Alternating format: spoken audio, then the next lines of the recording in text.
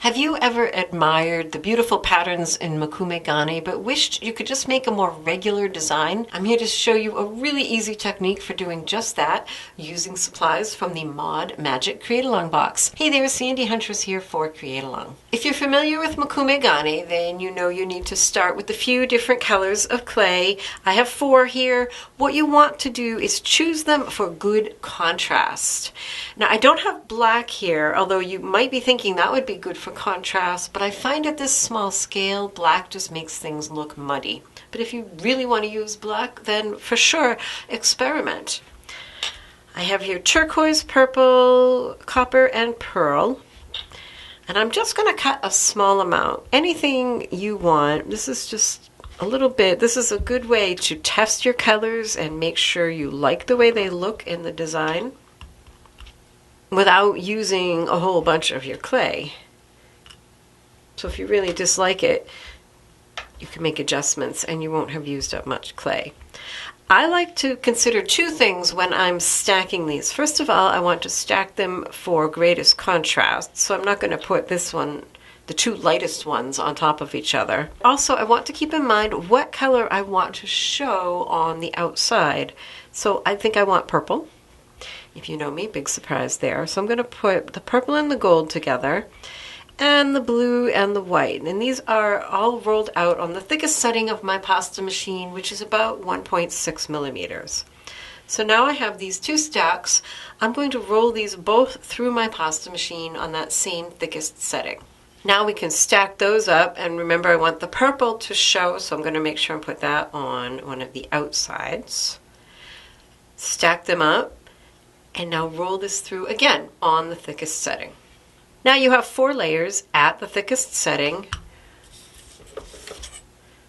I'm going to cut that in half and stack it and roll it. Now we have 8 layers on the thickest setting, and repeat one more time.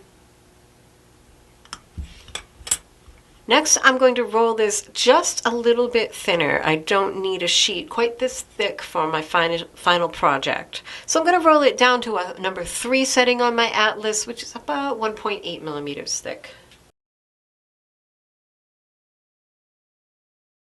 Next, I am going to take some of the punchinella. This is cool stuff. This is kind of a waste product, but it makes a fantastic stencil. So when they punch out sequins, this is what's left over, but we can use it to make some really cool effects. And this comes not just in rounds. You can find it with flowers, with leaves, smaller, larger. You just want to roll over this onto your clay with your acrylic roller and put a fair amount of force. You want the punchinella to squish down into the clay, and I don't know if you can see that on my roller, but I'm starting to see clay coming off onto the roller. That's what you want. Gonna roll pretty firmly here, and I'll scrape all that off so I don't make a mess on a subsequent project. Now what you'll need is a flexible blade. This is the clay blade I usually use. It's fairly rigid, but here's one. It's a lot thinner and very flexible. And we're going to use this to shave the parts of the clay that are protruding above the punchinella. I have found this works best on the diagonal. I've also found it works best with the sharp side of the blade. And it helps to have something under your tile, like just a piece of kitchen shelf liner, something a little grippy. You could even dampen a paper towel and put it underneath just to keep it from sliding on you. Sharp side facing the clay, bend it just a little. You don't need to bend it like this, but have it bent a little. You're just going to try to get small areas at a time. And if you had the patience for it, you could flip these pieces over and apply them to another sheet of clay and make another pattern with them. Try not to cut through your punchinella. That's why you want to curve this so you're not cutting too wide an area. And it looks like I might have made my purple a little too thin because I'm kind of shaving it all away. Interesting. This might require a little bit of experimenting on your part, especially as all of our pasta machines have slightly different thickness settings. If you want to see more of a pattern, come back in with your roller and roll a little bit more. Again, you'll get some of that clay coming off on the roller. Again, come in with your cutter. Oh, there we go. There we got something happening. And that's all there is to it. Now, wouldn't this be fun with different sizes and shapes of punchinella? And I suppose you could really do this with any small stencil you have, if you have a stencil with a small overall pattern. Another tip for removing more clay is to try coming at it from different angles. So I've just angled this differently, and you may find you can shave up more. Do clean off your blade every pass or two, because you can end up dragging clay across your design and kind of making a mess of it. So once you're happy with what you've got, now it's the big reveal.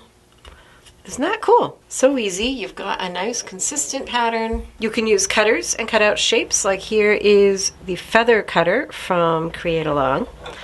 And these cutters have actually gotten a lot sharper than they used to be.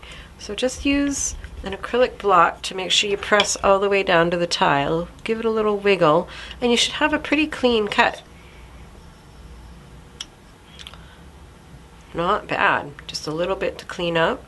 And this might be where you would want to consider what you want to do with this before you decide on your final thickness. For example, these ones are earrings, and I left it at the thickest setting of the pasta machine, and I had a bit of a design I had started on the other side, and this is perfect for a backing. I don't need to add a backing to it. This thin might want a backing. You can add further details, maybe use a needle tool and add a line. Add some of the cabochons that came in the Mod Magic kit. The feather cutters don't come in the Mod Magic kit, but you can get them at CreateAlong. You can add a little life and movement to it, maybe fold it along that line, give it a little twist, like I did with these. You could use it to cover the tin that came in the Mod Magic box. That was my original idea. You could cover this solid and maybe put a feather on it as a nice accent. So now you'll be wanting to get punchinella in all the shapes and try this technique. Happy creating!